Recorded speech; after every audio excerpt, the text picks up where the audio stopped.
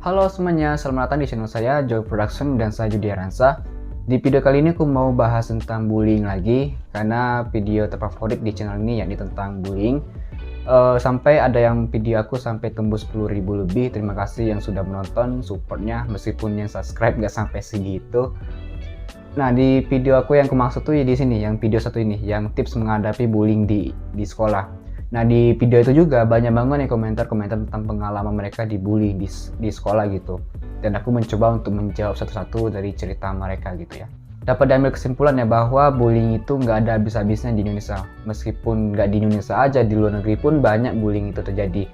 Dan kalau di Indonesia pun nggak hanya terjadi pada sekolah-sekolah yang memang rankingnya tuh di bawah, tapi sekolah-sekolah yang top ranking, top di atas itu pun masih ada kerap terjadi namanya pembulian. Biasanya kasus bully itu kayak si B nggak suka sama si A karena nilainya lebih gede daripada si B ini, terus si B ini ngebully si A gitu. Biasanya gitu kalau ranking di atas. Nah, kalau ranking sekolah di bawah tuh biasanya yang suka ngebully itu anak-anak yang berandalan, anak-anak yang memang suka bikin masalah, bikin onar gitu. Memang dia tuh mereka sok-sokan menjadi orang yang hebat, sok-sok kuat gitu ya. Tapi ketika dihukum nunduk kepalanya gitu kan, banyak kan. Ketika diajak berantem, ngajak kawan-kawannya by one ternyata bak kawan gitu. Itu banyak banget terjadi sekolah-sekolah di bawah ranking yang rendah itu. Nah, di sini juga kita bisa lihat ya bahwa penanganan kasus bullying di Indonesia itu masih terbilang jelek, masih terbilang buruk. Jadi di sini aku mau bahas tentang beberapa kesalahan dari pihak sekolah dalam penanganan kasus bullying. Sebenarnya dalam penanganan kasus bullying ini nggak hanya dilakukan oleh pihak sekolah saja, tapi dari siswa-siswanya, terus dari masyarakat juga. Itu bisa menjadi faktor pendukung untuk mengatasi namanya pembulian ini. Tapi kan kalau ada masalah di dalam sekolah itu kan pihak sekolah yang ngatasinya, bukan dari masyarakat luar gitu. Nah, cuman ada beberapa kesalahan yang dilakukan oleh pihak sekolah dan penanganan kasus seperti ini, kasus bullying seperti ini. Ada 3 hal yang aku bakal sampaikan. Yang pertama, pihak sekolah yang menganggap remeh tentang bullying. Bullying itu nggak bisa dianggap remeh teman-temannya, dampaknya itu bahaya banget, sampai-sampai bisa menghilangkan nyawa seseorang. Dia stres, trauma, terus dia akhirnya bunuh diri. Tapi ada juga yang memang dia selamat, nggak memutus untuk bunuh diri, dia lanjut aja hidupnya, tapi dia mengalami namanya gangguan psikologi, gangguan psikis, gangguan sosial, gangguan kognitif. Itu biasanya terjadi pada orang-orang yang punya pengalaman ya dibully gitu. Ada juga yang memang dia tuh menjadi orang yang hebat, menjadi kuat tuh ada juga, tapi itu jarang banget. Jadi aku sampaikan bahwa jangan menganggap remeh tentang bullying itu. Bullying itu bahaya teman-teman ya, bahaya banget.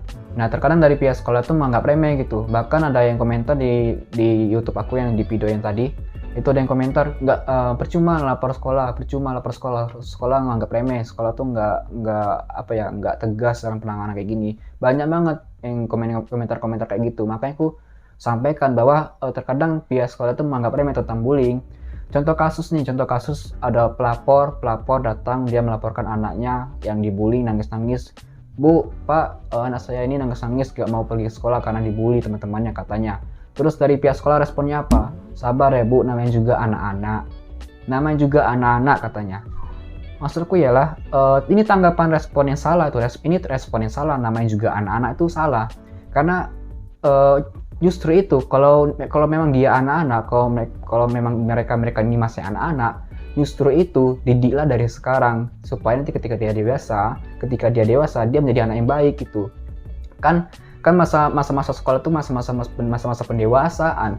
Jadi ketika dia di tamat sekolah, ketika dia udah dewasa, memutuskan untuk menjalankan hidupnya dia sendiri, mengambil keputusan sendiri, jangan sampai dia ngambil keputusan yang salah. Maka dari itu didiklah dari dia sejak dini gitu, sejak dia masih anak-anak.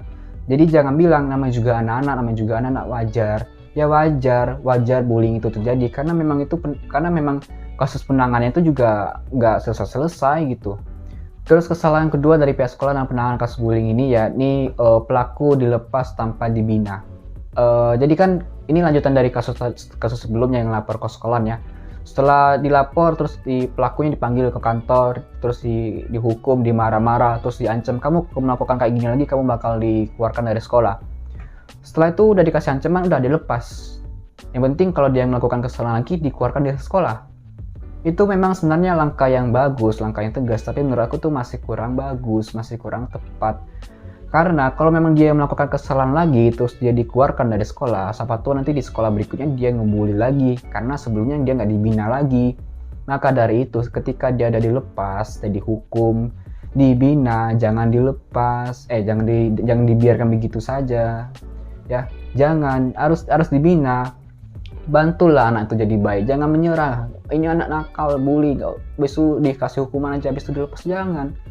Dia nggak tahu nanti ini langkah saya berikutnya apa, apakah gimana caranya supaya jadi anak baik gitu. Dia butuh bimbingan, dia butuh pembinaan, dia juga masih labil, masih anak-anak.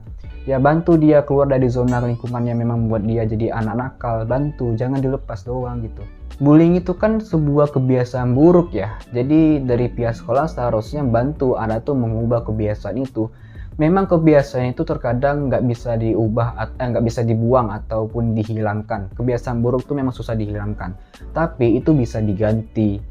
Contoh kasusnya kamu perokok, kamu merokok berat terus kamu mau berhenti, tapi kamu nggak bisa berhenti karena kalau kamu berhenti mulut tuh nggak enak rasanya mulut tuh. Maka dari itu kebiasaan rokok tadi tuh diganti dengan namanya makan permen, itu kan bisa. Begitu juga dengan kasus ini, kasus bullying itu sebuah kebiasaan buruk. Dari pihak sekolah terbantu ganti kebiasaan itu. Dek, anak, daripada kamu kayak gini, nih kamu kayak gini aja gitu. Lebih baik kamu kayak gini, jadi anak kayak gini. Terus kalau memang hobi kamu gini, sini bapak bimbing ya sini gitu. Kan bisa. Jadi dari pihak sekolah tuh jangan hanya dilepas doang, jangan hanya dikasih hukuman doang, terus dikasih peringatan udah. Tapi dibina, dibimbing, jangan dilepas ya. Mentang-mentang mereka tuh nakal bukan berarti mereka tuh nggak punya masa depan. Mereka tuh punya masa depan, bantu mereka menemukan masa depan mereka menjadi lebih cerah gitu. Itu yang kesalahan kedua dari pihak sekolah. Kesalahan terakhir nih dari pihak sekolah dalam penanganan kasus bullying, guru BK yang hanya menangani siswa yang bikin masalah doang.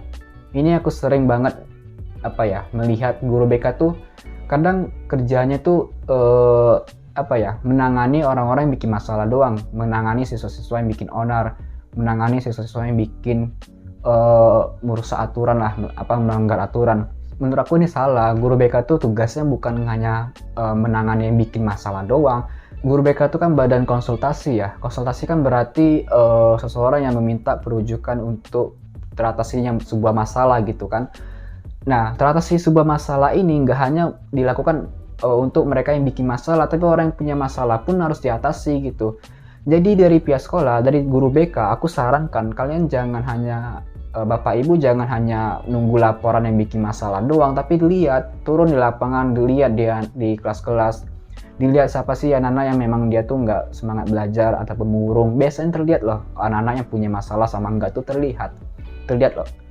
Biasanya anak-anak yang punya masalah itu dia tuh murung, semangatnya semangat belajarnya nggak ada. Teman-temannya pergi main, pergi kantin, dia nggak, di dalam kelas aja diem sendirian gitu. Itu kan harus ditanyain, kamu kenapa, kamu punya masalah apa enggak. Terkadang korban bullying itu dia tuh nggak berani melapor. Kenapa? Karena dia takut. Maka dari itu dari pihak guru BK terutama, jangan menunggu laporan, datangi. Dilihat kalau ada masalah seorang anak, dilihat kalau dia nggak mau cerita, ditanya sama teman-temannya yang dekat sama dia, itu kan bisa. Makanya ini juga penting seorang guru tuh memahami namanya psikologi anak, itu penting banget. Nah, itulah kesalahan-kesalahan dari pihak sekolah dalam penanganan kasus bullying. Mohon maaf ya jika ada kata yang salah, atau memang kalian berpikir kamu ini sok-sokan ngajari guru. Bukannya gitu ya, ini saya pribadi adalah korban bullying. Saya korban bullying dari kelas 3 SD sampai SMA.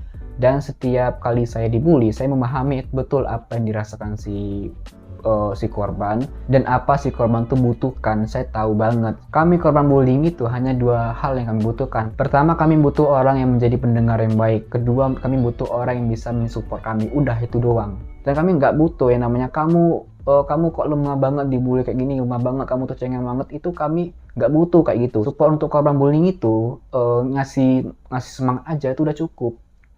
Kami nggak butuh, kamu masih mending gini, kami nggak butuh itu malah bikin kami malah merasa kayak nggak bersyukur, terus kami down, terus kami memutuskan untuk mati aja deh kalau gitu. Memang kami nggak berguna berarti kan. Makanya di sini kami hanya butuhkan pendengar yang baik sama orang yang bisa memberi kami support, udah itu doang. Semoga video ini bisa bermanfaat, berguna buat kalian, dan jangan lupa share video ini supaya bisa ditonton oleh guru-guru kalian ya, supaya bisa bantu cari pencerahan referensi dalam penanganan kasus bullying. Ini bukan karena aku sok tahu, sok hebat, sok bijak, bukan, karena aku memang orang yang orang yang punya pengalaman dibully gitu ya. Jadi aku tahu banget apa yang harus dibutuhkan. Terima kasih yang telah nonton video ini sampai habis. Saya Jodiansa pamit undur diri dan sampai jumpa. Bye bye.